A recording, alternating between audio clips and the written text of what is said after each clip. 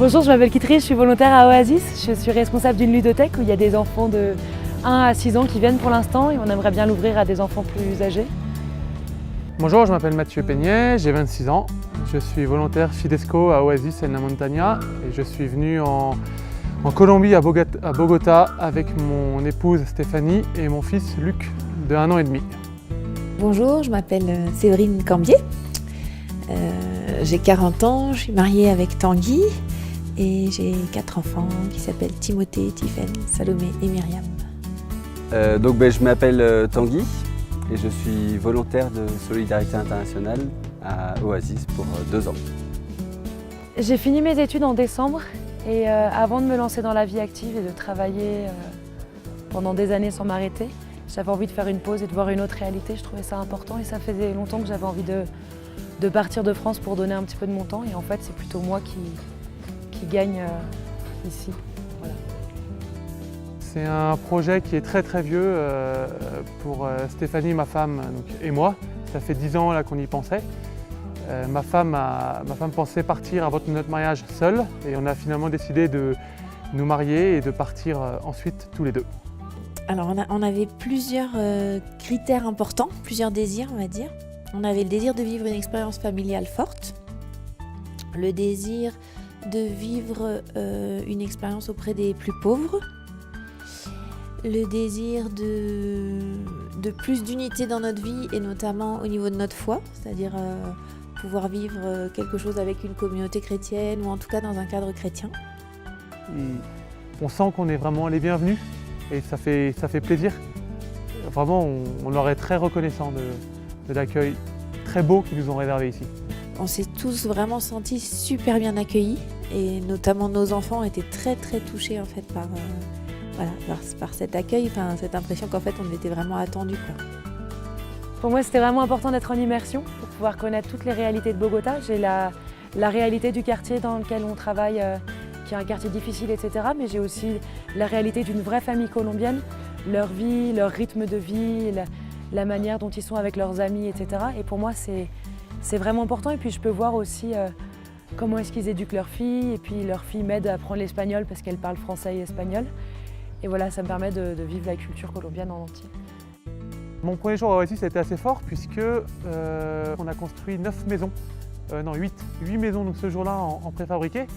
Ce qui fait que je suis arrivé dans un Oasis un peu transcendé, on va dire, parce qu'il y avait peut-être 150 jeunes en fait, qui venaient d'un lycée de Bogota. Ça faisait vraiment une première journée très forte en émotion. Et pour une entrée en matière dans un volontariat, c'était très chouette parce que tout de suite on touche du doigt un petit peu quelque chose de concret, vraiment une chose très forte pour laquelle on est là. Voilà, il se trouve que comme moi je suis en plus responsable du thème Habitat, ça fait une entrée en matière vraiment très pertinente, vraiment très forte.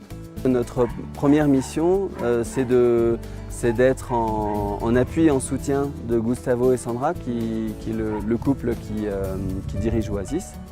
Parallèlement à ça, avec Tanguy, on a une mission qui est plus spécifiquement de lien avec la France et avec la communauté française en Colombie. Je suis responsable de la ludothèque, qui est une salle super cool dans Oasis, avec une grande peinture de princes, de princesses, de dragons qu'on a fait avec les enfants. Et chaque matin et chaque après-midi, il y a un jardin d'enfants du quartier qui vient.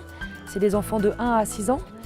Et donc nous, en général, on va les chercher pour aider les assistantes maternelles, qui sont des mères communautaires. Et on les ramène ici et on les accompagne pendant 1 heure à jouer ensemble, à respecter les règles de la ludothèque aussi.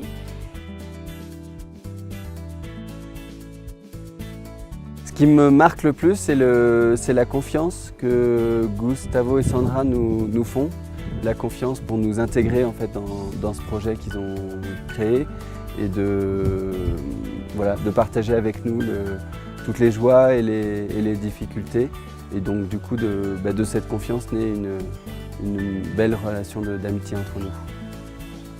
Alors le volontariat dans notre situation particulière d'une famille de personnes de 40 ans qui quittent un travail, une maison, etc. C'est vraiment une manière de dire que c'est possible quoi. qu'en fait on a le droit de choisir notre vie et qu'il n'y a pas forcément un chemin tout tracé, mais que même quand on est sur un chemin qui a l'air tout tracé, on peut décider tout d'un coup de partir, de vivre autre chose Et ça, je pense que c'est un aspect qui est vraiment important en fait.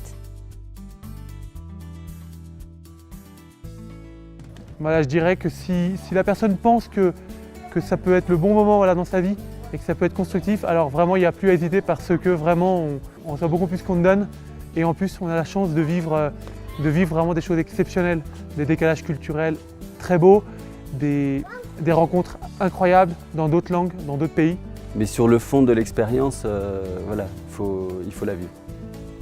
Lo más importante en la relación que se establece entre un proyecto de desarrollo y solidaridad y los voluntarios es el vínculo de amistad que nos permite crear, innovar, desarrollar acciones que favorezcan la superación de la pobreza en países como Colombia.